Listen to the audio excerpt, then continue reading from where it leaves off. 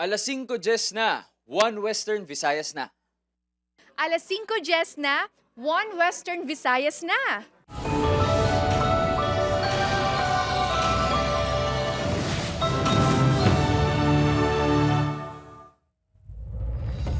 Mga balitang aton tutukan subong nga Webes, adlaw sa mga mamumugon gina sa ulog subong adlaw Mayo 1. Pila ka mga mamumugon nagahingyo sang sakasweldo kadungan sa pagselebrar sang Labor Day subong adlaw.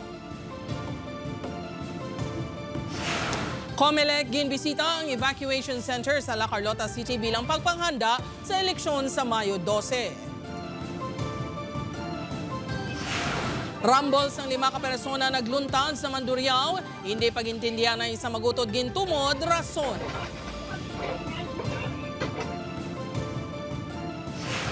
Pila ka residente sa Leganés, Iloilo nagakabalaka sa posible baha bangon sa wala matapos ng pagtukod sa daig sa Buntatala Creek. Kag mga karabaw nga magapasakop sa Carabao Caroza Race sa Pavia ginapreparar na.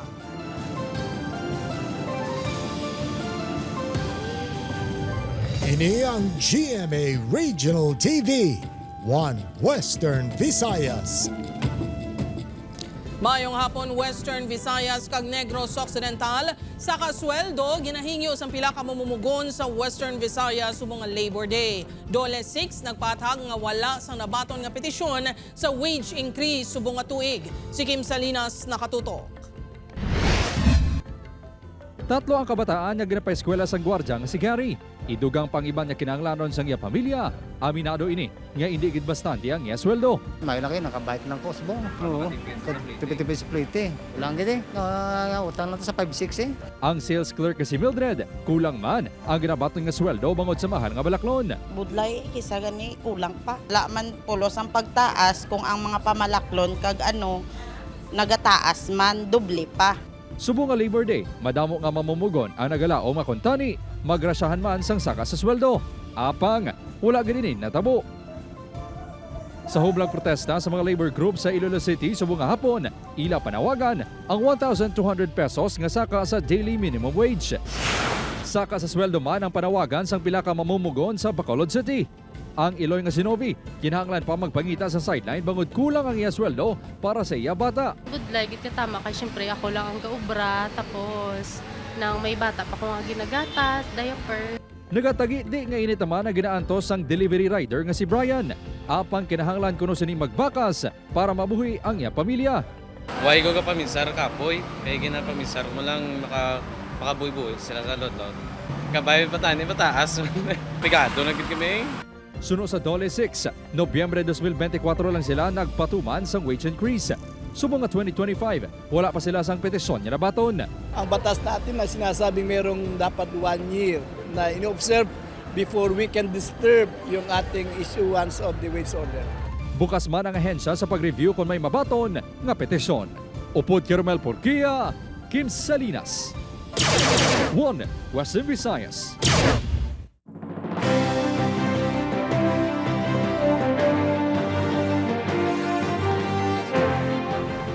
COMELEC Chairman nagpadulong sa evacuation center sa La Carlota City bilang pagpanghanda sa eleksyon sa Mayo 12. Ini ang gintutukan ni Aileen Pedreso. 16,991 kabutante sa Negros Island ang apektado sa paglupok sa Mount Canlaon. Bilang pagpanghanda sa 2025 midterm elections sa Mayo 12, personal na ginbisita ni Commission on Elections Chairman George Garcia ang evacuation center sa La Carlota South Elementary School 2 sa La Carlota City kainas ang aga.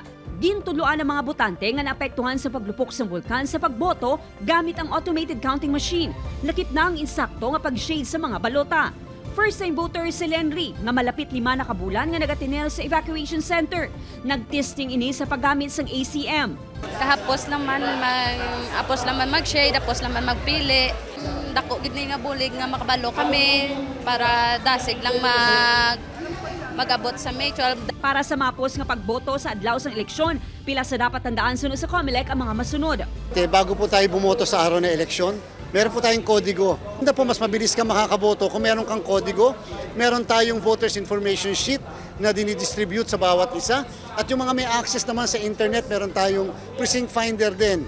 May natala na nga polling center sa Guasang Evacuation Center nga igadesignar ang COMELEC nga gamiton sa adlaw sang eleksyon. Samtang pila ka adlaw antes ang eleksyon, panugyan sang COMELEC ang pagpaiway sang distribusyon sa mga ayuda.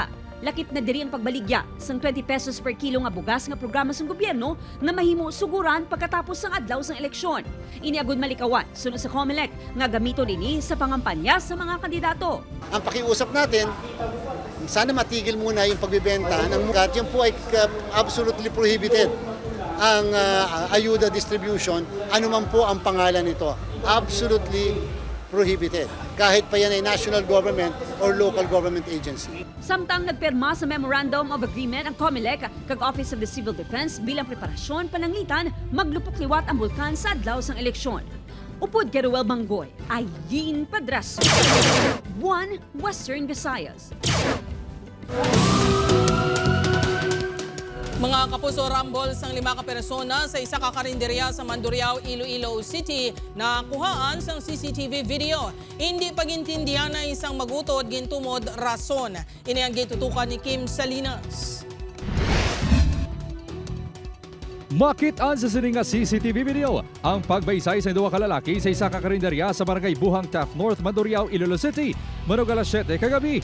Mation-tion, makita niya gulpiyada nagatake ang lalaki na kabayo sang blue kag ginsumpag ang lalaki nga nakaitom. Diri kang nagsugod na ang paglinupad sa mga inumol. Sa diin, naimbulbar na ang lalaki nga naka-yellow, lalaki nga nakaputi kag isa ka babae.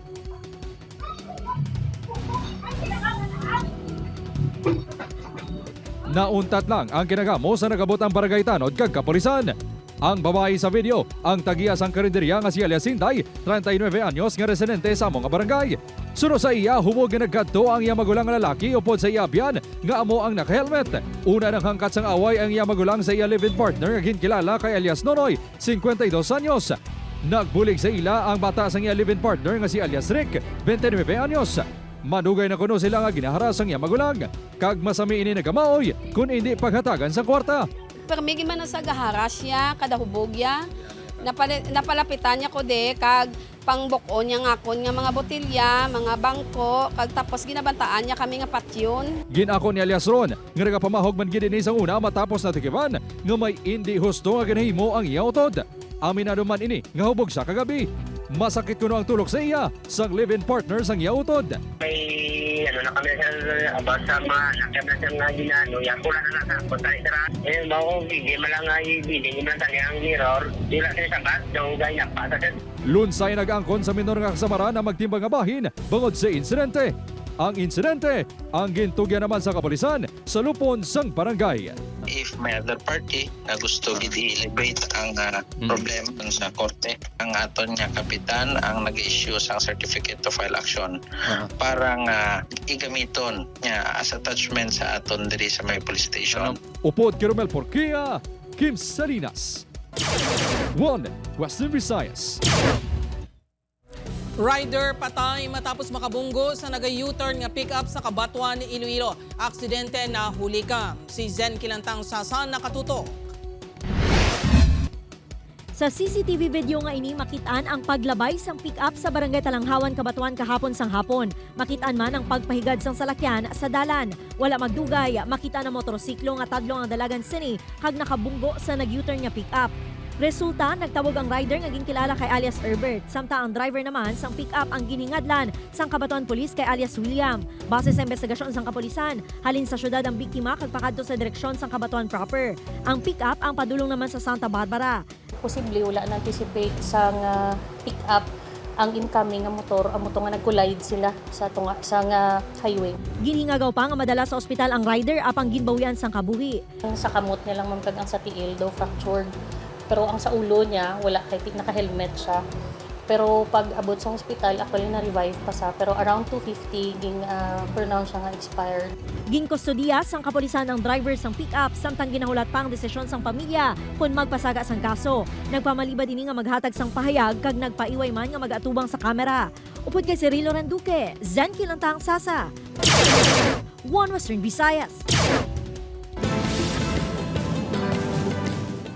Pila ka residente nga naga-istar sa Buntatala Creek nagakabalaka sa baha bangod wala sa gihapon natapos ang flood control project sa lugar. Si Zen Kinantang Sasa nakatutok live sa Barangay Guaan, Leganes, Iloilo. Zen?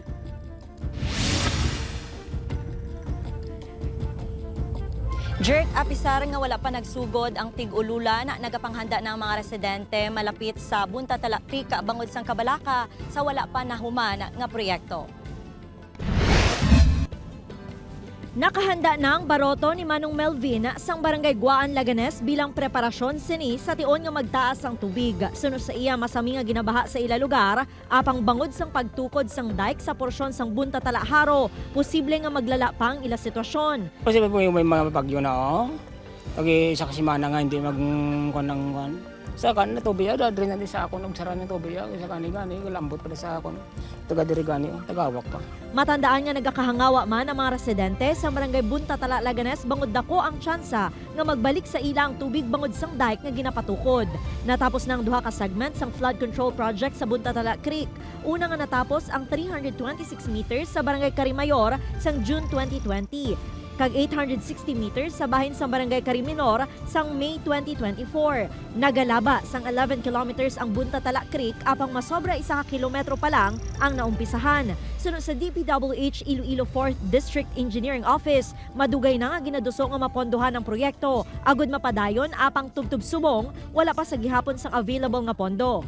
Maybe next year we will include again the funding of the Buntatala Creek we will include in our priority. But however, yung Buntatala Creek is not a major river which is within our mandate. Buntatala Creek is a local, it's supposed to be under local project. Lakip sa mga apektado nga barangay sa Leganes sa tion nga magtaas ang tubig amo ang Buntatala, Gihaman, Gintas, Napnod, Guaan, Cariminor, kag Carimayor. Jert, nagalaom ang pumuluyo nga mahatagan sang prioridad sang gobyerno nga makumpleto ang flood control project agud mapalayo sila sa perwisyo o kon peligro nga tugas sang baha. Jert? Madamo gid nga salamat sa detalye kapuso Zen Kilantang Sasa. Sa iban pa nga balita, bilang kabahin sa pagpanghanda para sa pinakamasangkad nga coverage sa GMA Network sa palabuton nga eleksyon 2025, ginkasa ang USCO Plus Bootcamp. Masobra 1 kagatos ka estudyante na gikan sa nagkalain-lain nga universidad kag kolehiyo ang nagpakigbahin. Lakip na ang mga nagtambong pinaagi sa online video conferencing. Magabulig sila sa Digital Action Center nga maging sentro sa digital operations ng GMA Integrated News. Sila man ang maga-monitor sang online content kag magapasiguro nga insakto ang makuha nga impormasyon online.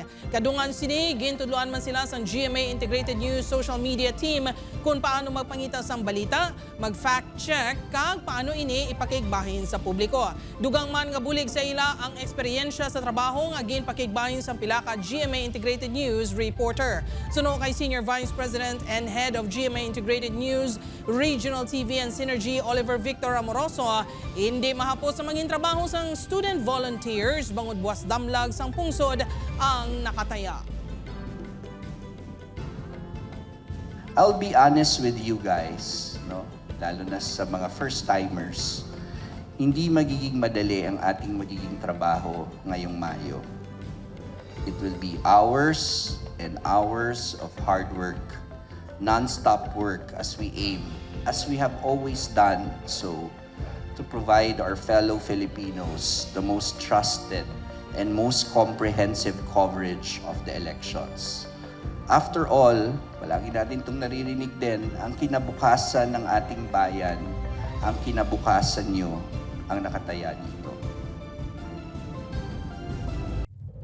Ini ang GMA Regional TV, One Western Visayas. Politika kag trabaho sa media ginasundan nga anggulo sang kapulisan sa Aklan sa pagpatay sa anay alkalde kag veterano nga journalist nga si Juan Dayang. Si Zen Kilantang Sasa nakatuto. Duha ka mga anggulo ang ginasundan sang kapulisan sa pagpatay sa anay Kalibo Mayor kag veterano nga journalist nga si Juan Johnny Dayang sa sulod sang balay sini sa Barangay Andagaw sa Kalibo. Una, amo ang politika, kag ikaduha, ang kaangot sa trabaho sini bilang journalist. Sunod sa Aklan Police Provincial Office, ginapatigayon na ang backtracking sang CCTV footages. Agud makilalaan ang gunman nga nakamotorsiklo. Sana ma'am sa consideration namin ma'am kasi yun nga ma'am, initially ma'am masasabi namin ma'am na may alam siya at marunong siya kung paano gumamit at magpaputok ng baril. Nagmando na sa maidid nga investigasyon ng Police Regional Office 6 agud makilala ang mastermind sa likod sang krimen. Ginasiguro naman sang kapulisan nga maproteheran ang seguridad sa mga journalist ilabi na subong nga eleksyon. It's just so sad na despite yung preparations natin ay meron pa rin nangyari. Kaya it should serve as another warning na naman sa ating mga kapulisan na kinakailangan i-strengthen pa rin nila, i-exhaust all resources. Samtang ginapatutukan naman sang Presidential Task Force on Media Security ang pagresolba sa pagpatay kay Dayang. Suno kay Yusek Jose Torres, mahimo nga makareklamo sa ila talatapan sa tion nga may pamahog sa kabuhi ang isa ka journalist. Immediately po, diretso yan doon sa task force ang reporting kung meron kayong mga threats. Immediately, we will assess the threat at kung kailangan ng security or security escort to media, pwede po natin i-provide yan. Upod kay Cirilo Randuque, Zen Kilantang Sasa, One Western Visayas. Wala na sang kabuhi isang nasapuan sa bakante nga lote sa Barangay 1 sa Hinubaan, Negros Occidental ang 24 anyos nga si Talia Evangelista, residente sa Barangay 2 sa pareho nga Banwa kahapon sang hapon. Sunod sa kapulisan, positibo ini nga ginkilala sang iya ginikanan. Gindeklarar ini nga missing 3 kaadlaw antes sa sapuan sa lugar. Posible sunod sa kapulisan nga ginhalid lang sa lugar ang biktima. Ginatipon pa ang CCTV footages sa palibot nga posible ginkadtuan sang biktima antes na dula. Ginapakigangutan naman ang mga persona nga iya ulihin nga nakaupod sa bulig sang iya pamilya. Ginpaidalom na sa post-mortem examination ang bangkay sang biktima. Mga kapusong, makahalanusbo nga trahedya sa Filipino Cultural Festival sa Vancouver, Canada. Ginsaysay sang isa ka Ilonggo nga nakaluwas sa insidente. Si Kim Salinas nakatuto. Gintublag ang madamo nga tao, lakip na mga Pilipino nga kabahin sang Lapu-Lapu Day celebration sa Fraser Street sa Vancouver, Canada. Bangod sang pagpangarado sang driver sang isa ka SUV sa mga tao. Las 8 sang gabi sang Sabado, oras sa Canada. 11 na na-record niya napatay kag masobra 20 ang napilasan. Isa sa mga nakasaksi sa makahalanusbo nga trahedya, ang 27 anyos nga tumandok sa Pototan, Iloilo. Masadya pa kuno ini upod sa iya siyam kaabyan nga lunsay Pilipino nga nagalin sa isa ka concert kag nagpadulong sa festival area agud magkaon. Wala magdugay, nakibot na lang sila sang makita ang nagahagunos nga salakyan. Kulpi lang nag-bugs. Kibot ko nga paglantaw kabi ko fireworks or like gunshots. Pagkita o galinupad na to sa unhan niya mga tao kag yung mga plastic, mga metal nga mga nabungguan sa salakyan. Maswerte nga banasig nga nakalikaw sa salakyan sa Day Kenneth. If like na-delay lang kami within 2 seconds or 3 seconds, wala kami ka-cut to safe space, wala. Dalasa kami tani, patay kami tani, subong. Bungod isa ka bombero sang una sa Pilipinas, nagbulig pa ini sa paghatag sang first aid sa mga pilason. Bilang pag-unong sa mga pamilya nga nadulaan sa himata, may ginhiwat nga prayer vigil sa riin, nagsindi sang kandila, naghalad sa mula kag pagpangamuyo. Tub-tub subong, may dako sa gihapon nga epekto sa psychological kag emotional nga estado ni Kenneth ang trahedya. Apang padayon ang pagpabakod sini kag pagkapyot sa pagtuo sa Ginoo upod sa Filipino community. Upod Caramel Porquia, Kim Salinas, One Western Visayas. Naglabos sa 408,000 pesos nga balor sang suspected shabu nga nagabugat sang 60 grams ang nakumpiskar sa duwa ka lalaki sa ginpatigayon nga drug buy-bust operation sa Barangay Calaparan, Arevalo, Iloilo City kagabi. Sa operasyon nga ginpatigayon sang Station Drug Enforcement Team sang Police Station 6, arestado sanday Ariel Marquez, 43 anyos kag residente sa among lugar, kag Neptali Dingkong, 36 anyos residente sa Barangay Boulevard Molo. Ginaligar nagahalin ang supply sang droga sa mga suspect sa Barangay Bacau, Mandurriao, kag sa distrito sang Haro. Mga karabaw nga magapasakop sa Carabao Caroza Race sa Pavia ginapreparar na. Ini ang gintutukan ni Zen Kilantang Sasa. Maidid na nga ginapanghandaan sang Barangay Cabugao Sur, Pavia ang tuigan nga Carabao Caroza Race. Wala nagakaulihi ang barangay sa karera, halin sang una. Sang tinalikdan nga tuig, sila gani ang nakakuha sang kampyonato. Kung sige ang practice ka Carabao, mga 1 month ka, sige rin practice mo. Kapadulong ang fiesta bla, sige rin karakwan. May na-designate ka lang ang Carabao nga dumadasig bla.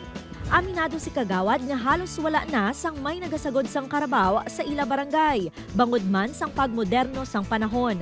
Ang Carabao ni Manong Roderick nga si Victoria ang tiglawas sang barangay kada tuig. Makaduha na ini nga nagkampyon. Antes pa magkarera ang Carabao, kinahanglan nga kondisyon ini pinaagi sa pagpainom sang bitamina, kag limitado lang ila pagkaon. Ginapaidalo man ini sa malawig nga training. Sa pagsagod, kag sa posisyon ka Carabao nga makilas bla. Tapos sagudon si Mayo, mga paspas maite, nami lawas kundis. Nagaisahanon na lang si Manong Roderick nga may Carabao sa ila lugar. Subong may 7 ining ka Carabao nga ginasagod. Balantayan naman ang Carabao Caroza Race sa May 3 nga hiwaton sa Pavia National High School grounds. Upod kay Cirilo Randuque, Zen Kilantang Sasa. One Western Visayas. Mga kapuso mangin, mas espesyal ang Carabao Caroza subong nga tuig kaupo ng Kapuso Stars. Sa Domingo na, May 4, hiwato ng Kapuso Fiesta, kaupo sanday Max Collins, Ara San Agustin, Kelvin Miranda kag Pipita Curtis. Kilitay kita sa Pavia Public Plaza kag magbanding 7:30 p.m. See you there mga kapuso! Ini ang GMA Regional TV, One Western Visayas. Mga kapuso, linibo ka job seekers ang nagpadulong sa isa ka mall sa Iloilo City sa Tuyo nga makapangita sang obra sa ginhiwat nga 123rd Labor Day Job Fair sa Department of Labor and Employment 6. 98 ka local employers kag 5 ka overseas employers ang nagpasakop sa job fair nga nagtanyag sang ginabulubanta 10,000 job vacancies. As of 2:30 p.m., 128 ka aplikante ang na-hire on the spot. Nagpasimpalad man ang pila ka Bacolod noon kag Negrense sa job fair sa isa ka mall sa reclamation area sa Bacolod City. Kalabanan sa mga trabaho nga ginatanyag amo ang yara sa marketing, agriculture kag BPO industries. To implement our mandate yung to promote employment, na sa ganun ay sana ay ma-hire yung mga applicants na sa ganun ay maraming ma-employ dito sa Region 6. Motorcycle parts shop sa Iloilo City proper ginransak sang 2 ka kawatan. Ini ang gintutukan ni Kim Salinas. Ginkakibot sang pila ka empleyado sa isa ka shop sang motorcycle parts sa Barangay Hipodromo, Iloilo City proper. Sang matikiban nga may abre na ang roll-up sang ila shop. Sang ginsekyar, nagaukay na magamit sa shop pati ang cash box. Nakibot sila nga ang roll-up na bungka na sa balidako ng abre. Makasulod ang isa ka tawo. Naganilapta na tapos abre na ang kaha, ang lamisa ni madam, tapos ang mga sulod opisina nga mga abre na. Sa investigasyon sa kapulisan, pasado alas 7 sang gabi, Abril 28, sang ginsulod sa 2 ka kawatan ang balaligyan. Ang isa ang nagsulod sa shop samtang ang isa nagserbi lookout. Tok-tok ko na balito sirang ginangtan sang roll-up. Intact man to sira mga kandado, amo sir nga nakagain siya entry. Kaga dito sir no pinangbuksan yang mga cashier box. May ginauyatan na nga CCTV footage ng kapulisan. Apang lunsay may tabo ng itsura sa mga kawatan. Rason nga wala pa sila sa persons of interest. Ginpadala na sa Crime Laboratory sang Iloilo City Police Office ang nakuha nga fingerprints sang isa sa mga kawatan. May mga previous record sila kagkuan. Nakakuha to sang crime lab sang clear sir nga latent print. Kaya mo to sir i-match nila sa database naton sa PNP. Robbery ang ikapasaka nga kaso sa mga kawatan. Upod Kermel Porquia, Kim Salinas. One Western Visayas. Humalin sang ginbuksan ang Love Boracay isang Abril 25 makita na ang mas madinuwagon kag mas nabuhi nga turismo sa isla sang Boracay. May nagkalain-lain nga sporting events kasubong na lang sang pickleball. Ang mga turista sa beachfront nalingaw gid sa cultural presentations. Feel na feel sa mga turista ang beach parties. May mga banda nga nagatukar nga ginaupdan sang pagsinaot. Masobra 50,000 ka turista ang ginalauman sang Malay LGU nga magadagsa sa Boracay tubtob sa May 4. La Boracay ang daan nga tawag sa selebrasyon kadungan sang Labor Day tubtob nga ginhimo nga Love Boracay matapos ginpaydalom sa rehabilitasyon ng isla sang tuig 2018 kung sa diin mas gintutukan ang pagpromote sa turismo kag pagpabilin sang katinlo sang isla.